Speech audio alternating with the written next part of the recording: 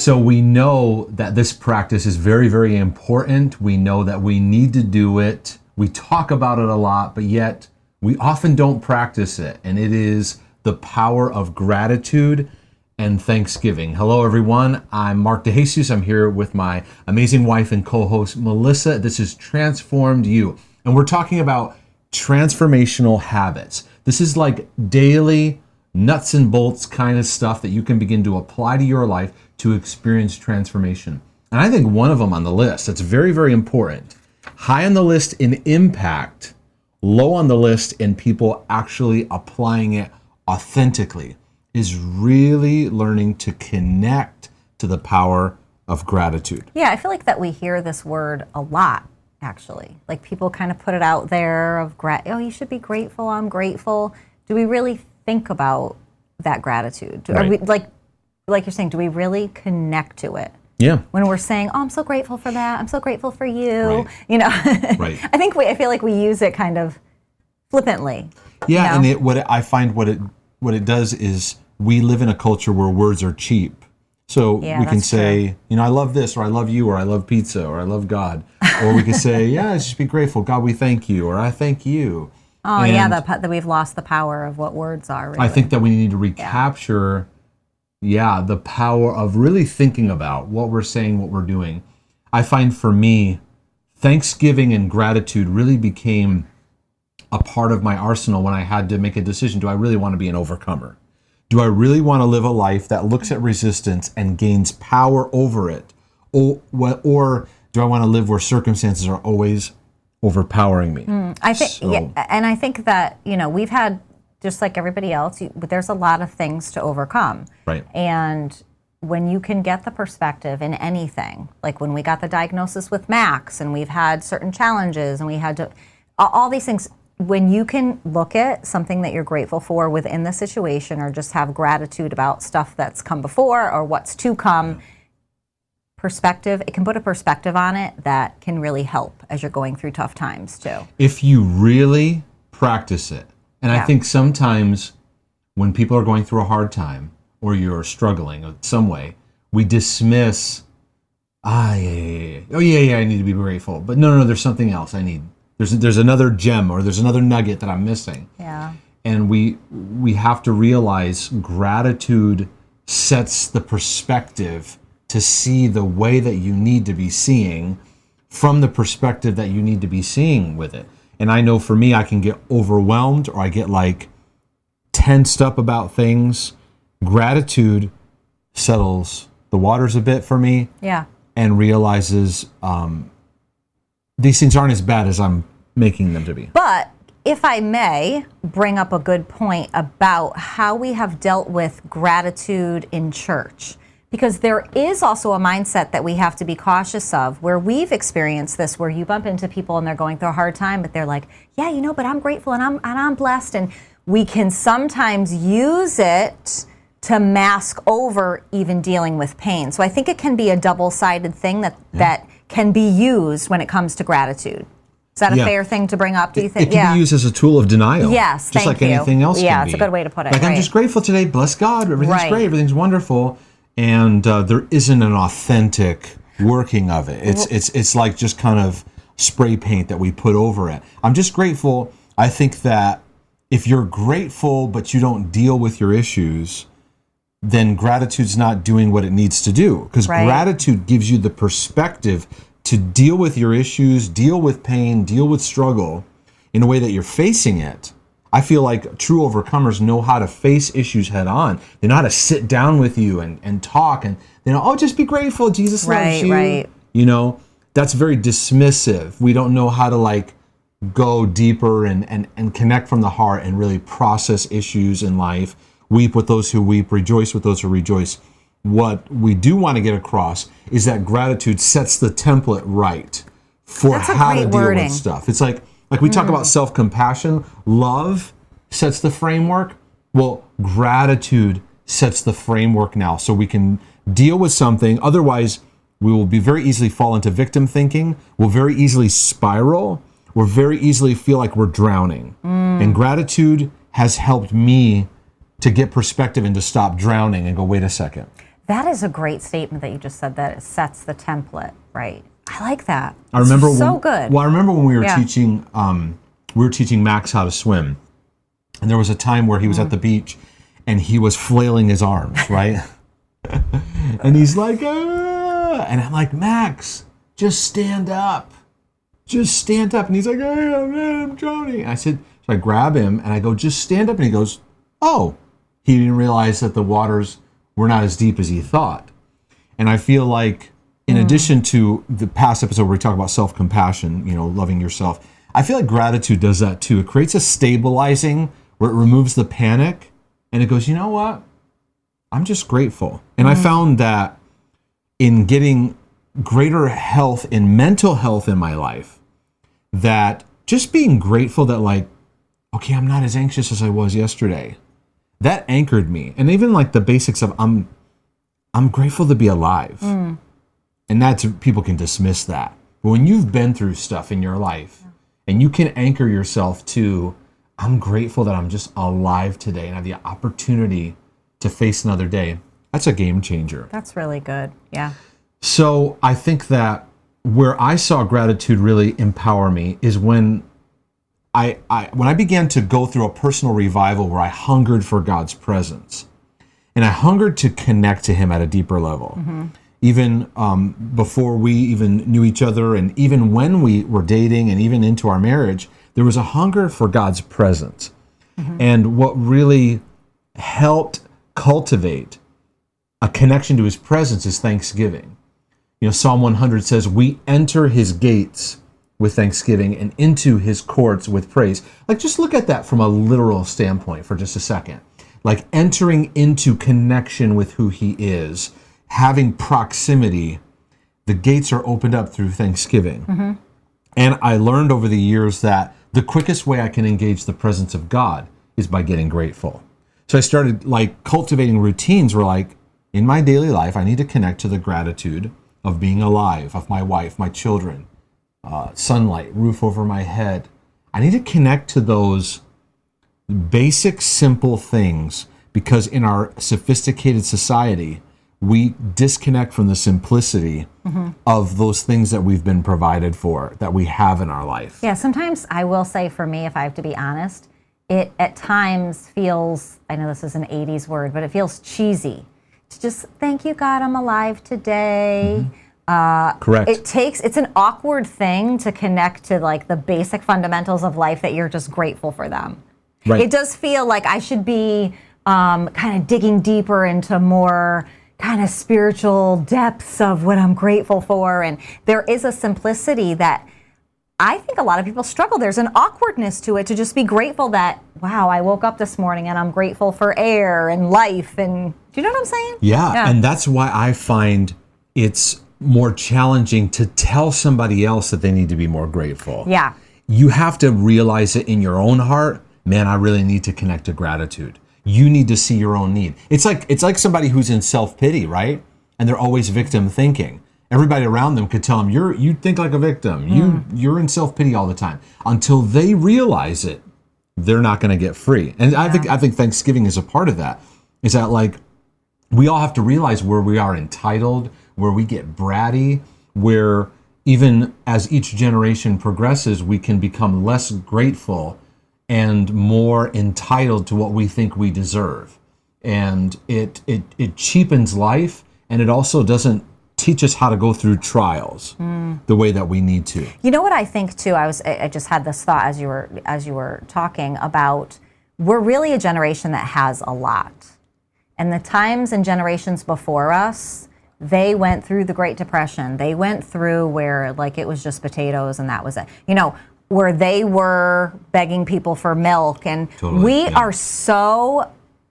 we've been given so much. We really, really have, and it's really sad that we are not we don't freely flow more easily with gratitude. It's right. It's not that we haven't suffered enough, right. But we have been given a lot. We are in a generation where we have been given a lot, and our parents, grandparents, they've paid very big price for us.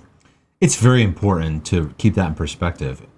In previous generations and even around the world, to realize at your basic necessities or your basic areas, how we don't know what it's like to go without that. Right. Yeah. It's true. Yeah. Very, very true. So I think, in addition to what you're saying, I find that gratitude helps me to stay grounded to what's really important. I get stressed out about stuff that's just not important. I do it all the time. Right. I get overwhelmed with it. It's just not that important. In long term. Right. When you reflect on it, it kind of seems bratty a bit too, right? That's what I mean by what I was just saying. Like, we don't really know it. Yes, we all go through hard things, and I don't negate that, but like, there's been real suffering in the generations, We can get really upset over somebody getting our coffee order wrong. Or stealing your parking space, or not getting what you wanted for Christmas, or your pastor not returning your phone call when you wanted, or whatever it is. Someone cutting you off on the road. We're so bratty. Yeah. Yeah. So I think that, it centers, okay, that's really not that important. Right. We were going through something. We were out of town a few weeks ago, and we'll share more about what was happening at that time, another time, in the fuller picture of the story. But we were having a rough time, and we were trying to figure out some things and some direction of what God was doing. And it was just a tough day. And we were staying in a hotel, and I was like, I just need to get some time and space to myself. So I was going to go grab some food. And Abby, our daughter, looks up at me and goes, "Daddy, can I go with you?" And I just had this pause moment of like, yeah, you know what? I need to spend some time with her. Because I was like, in my head, I was like struggling with discouragement. And I take her, I put her in the car, we drive over to this place to go eat. And we sit down, and I go, "You want to sit across from me or next to me?" She goes, "Next to you." So she sits down, like right next to me. I told you this, but I'm sharing this with our audience. And it was in that moment that I was like, no, this is important. This is what really matters. Not the situations I'm frustrated about, what we're going through or what we're trying to figure out. This is really important. So I find that gratitude focuses my attention on the relational things that are important, and it puts the stressors like where they need to be, and not at high focus central where I typically can put them in the front row seat, and they don't belong there. And for me, as you're going through that, I'm stressed out about what's going on in my head, and I need things to be structured in order, and things got to flow right. So you even saying to me, "I'm going to take her," was like, no, we need to do this, do this, do this. And I had to let that go. Like, no, this just needs to happen right now. I need to let it go and let it be, and then look at what came out of it. So it's like where it all works together. Yeah, because you were wanting to maybe like get them ready for bed. Yeah, I'm like, no, the evening needs to look like this. Yeah. I need it to be a certain way. Yeah, you bring up a really good point. Like, gratitude dissolves my control issues. Right. Where like the relationship became more important. Yeah. Yeah. Because we want things to go a certain way, and then we want to control it. And gratitude sets the template right back to a better place of release. Yeah. Like, I'm going to let go. I'm just grateful, where you're with somebody and maybe it's not going the way you want it to, and you take a step back and go, I'm just grateful I can connect. Yes. Or you're with your in-laws and you're like, oh, they're being this way. You're like, you know what? I'm just grateful I can just be around them, because I may not be able to be around them for a long time. Right, and in doing these relationships may not be around forever. Yeah, and in doing that, who knows what you're releasing in the atmosphere of what we can't see. We have story after story after story of just, petitioning the Lord for things. And once we took our hands off of it and forgave or did whatever we needed to do and kind of stopped the control over it, what then opened up. And you're right, that goes along with gratitude. That's a great example of like, in a situation it's not going the way you think it should be going, and just saying, okay, you know what? Let me take my hands off of this right now. It doesn't look like how I want it to look, but I'm grateful for such and such. Yeah. And letting the Lord have his work in it. We deal a lot with toxic thinking and helping people to overcome toxic thinking. If you want to really revolutionize your thought life, learn to personally cultivate the power of gratitude, because it's very challenging, and test this out. It's very challenging to be super angry at somebody and grateful at the same time, right? It's challenging to be anxious while you're really connected to gratitude. It's hard to be in doubt and unbelief, or to let those thoughts overtake you when you're grateful. They can be there, but they're not going to overpower you when you connect to gratitude. I find that it not only like pushes away the toxic thinking, it gives me power over oppressive circumstances or challenging trials, whatever we want to name them, right? Yeah, I feel like that's so great, because in that, it's making me think of times where I've gone, like, I sit on the side of the bed and I think, okay, everything's coming at me right now. And if I just access gratitude, it takes the static out. Because in that moment when you're going through things, you need God to speak to you, but your mind is going crazy and you can't settle. And when you can access gratitude, I feel like God is just all over that, and it just takes the static out, and you're, I think, in a better position to hear from him and see what's happening around you clearer. You're very good at centering our family. If things are getting out of place, you'll try to go, all right, guys, let's pray and thank God, or you'll say, hey, let's talk about something to be grateful for. I think that's a great exercise that you could have as a family, not just at Thanksgiving, please, like, but as just an exercise. Like, throw it out at the dinner table. Hey, I thought we could go around the table today and just express what we're grateful for, and see what it does to like refresh everyone. It does a remarkable thing to shift your chemistry. So good. You know, I used to say this statement a lot when I was pastoring: a grateful heart cannot be defeated. Yeah. And because I read through the scriptures, the apostles or Jesus or anyone who went through turbulence and overcame, they were just grateful people. And we were talking about this just before we put the camera on and began recording. You said an amazing thing about how gratitude changes like how you look at your story. Very true. And how you look at your past, like disappointments or suffering or trials. We tend to hold on to them, right? And it's like, I need justice for this. And gratitude causes us to just kind of let go. Yeah. And go, I'm just grateful that, and it paints a picture on your story of gratitude, of what you've been through, of seeing God in it. And just kind of, I think sometimes we need to just let go of the old that we're trying to like get justice on. Yeah. Well, and it goes back to the suffering word. Like we love to hang on to our suffering. Yeah. We identify with it. It becomes one with us, and it becomes the tapestry, like you've said, over everything that happens to all. You know, and I've had to fight the language. Well, of course that happened to me. When you can stop that and position yourself over, you know, your life, your circumstance, your home, your family, whatever you have going on, and go, wait a minute. I'm grateful for this. Right. I'm grateful for this. Da da da da da. It starts to shift. Right. And I think that's where God takes it and then goes, you can look at it and say, this is where he's working it for good. Because I've had trouble with that. Of, you know, he works all things for good and da da da. It kind of feels like this fluffy thing in the air. When you can look at your story and you can still, it's not negating all the bad things. We still say, you still have to acknowledge all that. But when you can look at it and go, but wait a minute, in the midst of this, like you're saying, I'm sitting across from this person, I'm just grateful I can do this right now. I'm grateful for this. I'm grateful for that. I think that's where in your heart, in your mind, this is where it starts to shift into the like turning all things for good. Do you know what I'm saying? Yeah. Yeah. A friend of mine had the statement, don't be so loyal to your suffering. Right. Because many times we're like loyal to our suffering in a way of like, we pledge our allegiance to our suffering, you know, and to the republic of our suffering, which it stands. It's like, I've been through, and if you only know what I've been through.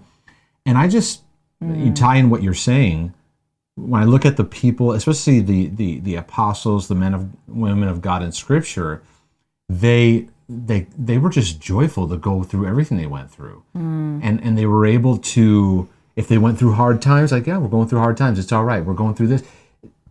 I'm not there yet. Right. But I want to. We want to be. Right. But I want to be. And so I find that God jumps into the laboratory of our pain, our trials, our suffering. And it becomes the laboratory of, all right, we're going to build the mixture of who you are in Christ in the setting of where things aren't going your way, there's struggles. And I want to cultivate that because I didn't grow up with that. I didn't grow up just cultivating that. And the trials in life have caused me to go, no, I need to learn what this really can do for me. Yeah, absolutely. All right, what could be a couple takeaways for people?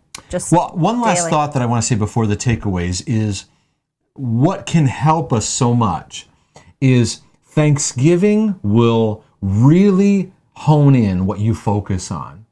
And in your thinking, what you focus on is what you're gonna get. It's what you're gonna look for. It's what you're going to just constantly gravitate towards and grab.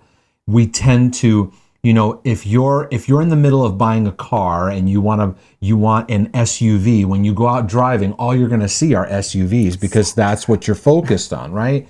If you love the color red, you'll see the color red. If you are looking for negative things, you're going to find them. So I find that gratitude anchors myself to look for what God is doing. And you need to have a tuned frequency for that because what God is doing doesn't just jump on your lap. You got to see it, right? You got to have ears to hear, eyes to see. You got to be able to tune into that. That's why the Bible says, he who has an ear, let him hear. Just because you have ears doesn't mean you're going to hear what God is saying. So I've got to tune into that frequency, and gratitude, thanksgiving focuses, it harnesses my focus. It gets me more attentive to what God is doing versus what I may think he's not doing. And I'm putting it in air quotes, right? Or even just being focused on maybe the enemy's doing or the destruction or the darkness. It's there. I'm not into denial. I'm not into ignoring what the enemy's doing. What I am in is where am I harnessing my focus? And gratitude's going to tune me in to what God would say in my circumstances and in my situation. So how to practice it? Here's what I do. And I found it to be helpful for me. In the morning, when I wake up, the first thing I like to do is I like to go outside and have my bare feet touch the ground. It's just a little thing that I do. I no one probably even notices it most of the time. I just go out, let my bare feet touch the ground. I take a deep breath and I thank God for what I see. Trees, sky, creation. Right. It's a 1 minute thing. It's not. I'm not into teaching people things that take you hours to do, or even half hour or an hour. We get overwhelmed by that. I feel prime your day, get it into the right. I find if I start my day well, it really helps for the rest of the day. Yeah. And then 2, practicing it with other people. Find fun ways to just practice it. If you have a small group that you lead, go around and do a gratitude thing.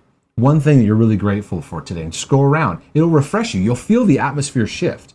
If you're a pastor of the church, try practicing having people in your church come up and just express what they're grateful for. We did this thing. It kind of freaked people out when we were pastoring, but we would open up service. We'd go, hey, everybody, welcome. And we'd go boom, boom, boom, boom. We just randomly call people out of the church to come up, and we'd pass the mic. And Which then people didn't want to come to church because they were afraid they were going to get called on. Yeah, then we kicked up everyone's... Everybody wants to talk, but then when you call them out, right. We kicked up everyone's fear of public speaking. Right. So they're like, oh no, maybe I'll come 5 minutes late. But we're like, before a song is, or a note is played, or a song is sung, or we even enter into a worship atmosphere, we want to enter his gates with thanksgiving. And we would just pass the mic, keep it brief. It shows what people are cultivating, though. It really shows what you're cultivating, what's in you. But we found that when we did it, it was a game changer in the atmosphere. Yeah, it really was really set special. the template. Yeah. Because it put our focus differently. And we approach the day, we approach church, we approach work from it's another day. So I'm with you. I have that same struggle. I don't wake up and I'm just like, hey, everything's wonderful. I have to set the template, like I've said. And it's my choice and my decision. Gratitude's the quickest way to get there. And another thing you can do, we talked about like doing it with friends or family, if you're a group, or in your home at dinner time. But even sit down, we've done this with our family. This was very helpful, is we had gratitude journals. And we would sit down and go, we're going to take 5 minutes, write down 3 things you're grateful for. And we'd take 5 minutes or 3 minutes before the kids went to bed. And we go, okay, everybody share it. Very refreshing. Yeah, it's really great. It like changed my state. I found it to be very, very helpful. Yeah, So, and it was great to teach the kids that too. So don't skip past this. Don't just go, yeah. No, until this is really ingrained in your being, listen to this podcast a couple times, get it into your system, watch it, take notes on it, take action steps on it today. How can you begin applying gratitude to your life in a real way, in a tangible way? And we know it's going to bring about transformational fruit in your life. Excellent. So God bless you guys. Thank you so much for tuning in. We'll see you next time on Transformed You.